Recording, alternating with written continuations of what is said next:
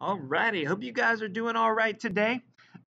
Today we are going to be talking about culture, specifically family culture. All right, so you have a set of notes in Canvas, and you're going to go through and fill out this information related to the information I'm giving you. And from there, you have a little assignment. We're watching a little TV today, throwing it back to the old school Disney. But let's go ahead and get started. And once again, at any point you feel I'm moving too fast, obviously you can pause, rewind this video because that's why I do it to make it easier for y'all. So let's go ahead and get started. So, what is culture? We hear this being thrown around so many times, but what exactly is it? And essentially, it is a way of life for a specific group of people. All right.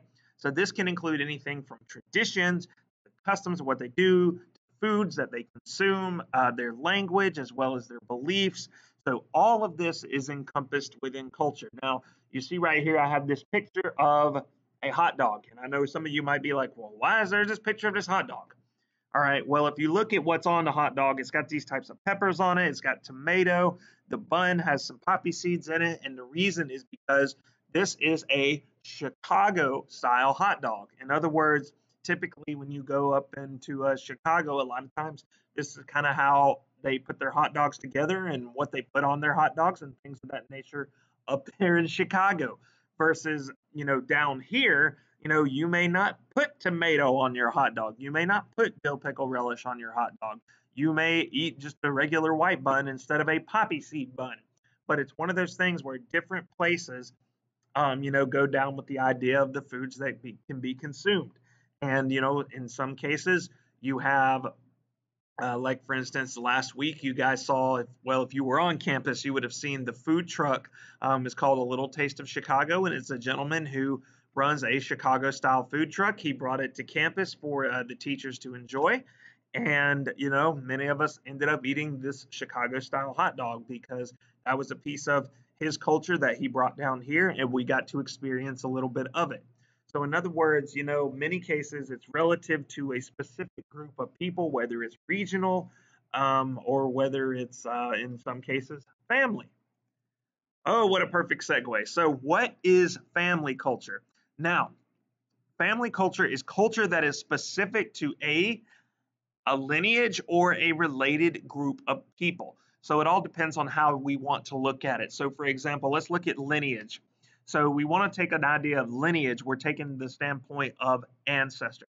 In other words, these are traditions and parts of culture that have been passed down throughout the years.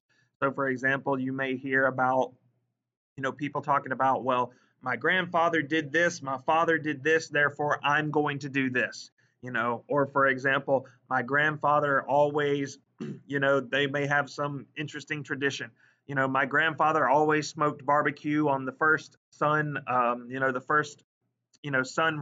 of summer. So now, because grandfather smoked barbecue on the first sunrise of summer, then dad is going to smoke barbecue on the first sunrise of summer, and now daughter is going to smoke barbecue on the first sunrise of summer. So it's one of those things where it is a cultural thing that gets passed down through the family is in the lineage. And then also, it can also be within a related group of people, i.e., your relatives. In other words, we're a specific group of people living in a household, and this is what we do because of because of our culture, or not culture, but because of our family. Now, when looking at this, remember we always talked about family as being from the standpoint of the government ideal. The government says family is typically people who live in a household and they're all under one roof. In this standpoint, we're looking at it from the standpoint of your actual relatives as well as, people who live in your household as well. So family culture influences a lot of things because literally it's how we're raised, it's what we grew up in, and it can influence things from the way we talk, how we communicate with other people, our beliefs, what we believe to be right and wrong, the traditions that we carry, and most importantly, our family roles. Okay, we talked a little bit about family roles yesterday in the notes, and your family roles are basically your job within the family. For some of you, you have you have very strong designated family roles. You know, your parents tell you specifically, your job in this household is to do the dishes, to wash the dog, to walk the dog, to make sure your room is clean, that sort of stuff. And because of the culture that we're in, many of us develop those types of roles within our family based off of the culture. So, for example, you may end up going to, another part of the world, and because of the culture over there, those children who may be your age will have different family roles within the household because of that culture. And a lot of times this comes down to things, not only just in other parts of the world, but you also focus on the different roles people have based on family type, as well as roles based on the environment that they grow up in. For example, in socioeconomic statuses, you can have certain roles based on, for example, people who are born extremely, extremely wealthy. So they'll have different roles in their family versus someone who may not be as well off, and they may have to do different things in their family because of their socioeconomic status. And that's just one example of how culture can influence the family role. So the big important thing from this is understanding family culture, because the thing about it is and what people really don't talk about is how much it changes. The beauty about family culture is you are a piece of a larger puzzle and you can take it with you. However, you can also choose and pick and choose what not to take with you and what to adopt. So the very important, the very first thing that you want to make sure is that you're going to interact with different people from different families throughout your lifetime. All right. And the important thing is you want to make sure that you're appreciative of other cultures other than your own and understand and respect other people.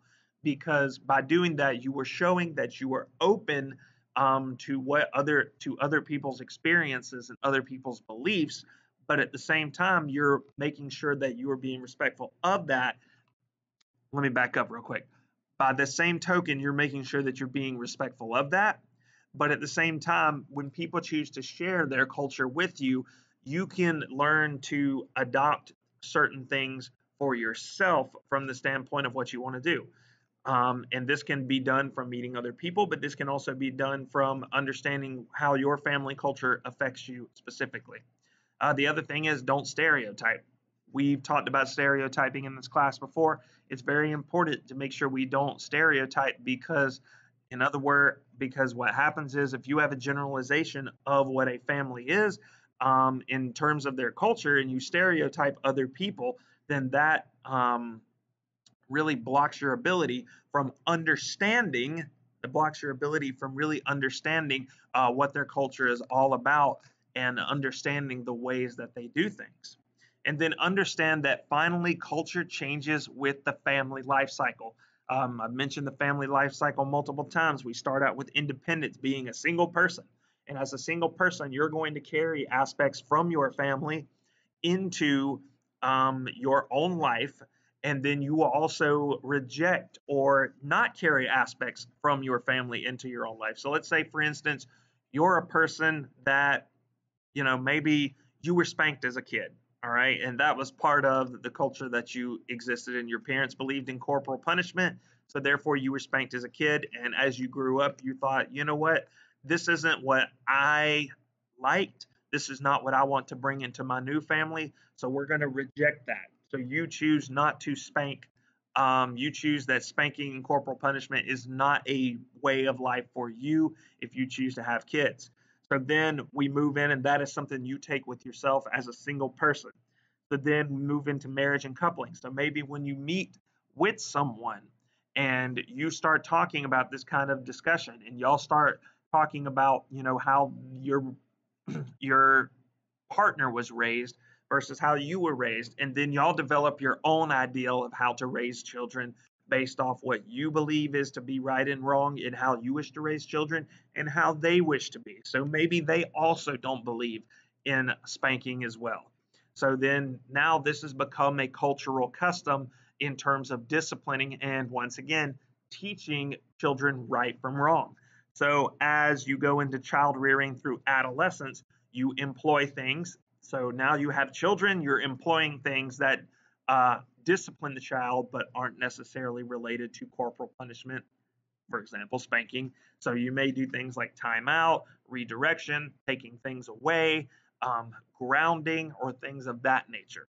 And then once again, launching the child into adulthood. So this is where now you're sending the child off into adulthood with ideals and values and basically a sense of culture that you've tried to instill in them, and letting them take pieces of that with them into the world. And then finally, we look into senior living and retirement.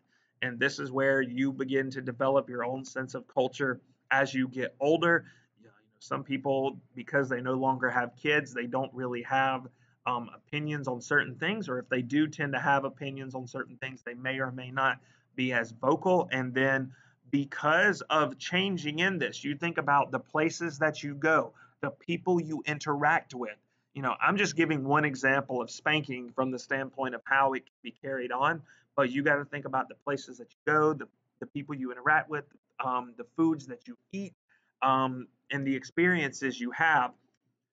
What culture you may have when you live in the independence area of family life may be a completely different culture that you will have and experience as you move into senior living and retirement, because so much of life changes. But it's very important to understand that ideal of family culture. So the big takeaways from here is that family culture influences our familial roles and beliefs. Hands down, very, very important. The other thing that you want to make sure is that you understand that this is subject to change throughout your life. You may be a single person and have an idea of how you want to raise a family, but once you start interacting with other people, and once you actually have kids, and once you go through the process of understanding that the world that you grew up in is not going to be the same for your children, then this oftentimes will change from the standpoint of the culture that you may experience. So some values you will hold really strong to, but sometimes you may have to be a little flexible with it. And then finally, through human development, not this course, but the idea of you developing as humans, you will develop your own family culture. All right. And that's very important to understand.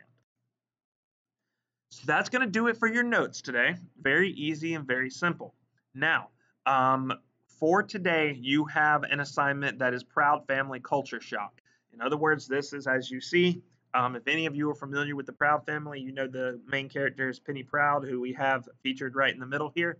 And basically, this episode follows under the idea that Penny is doing a kind of like a family swap where she experiences another family's culture, and she goes through that process of understanding what it is like and adopting, not, I guess you could say adopting, but also I guess you could say assimilating into that culture, and talks about the struggles, and we get to see kind of her experience with that.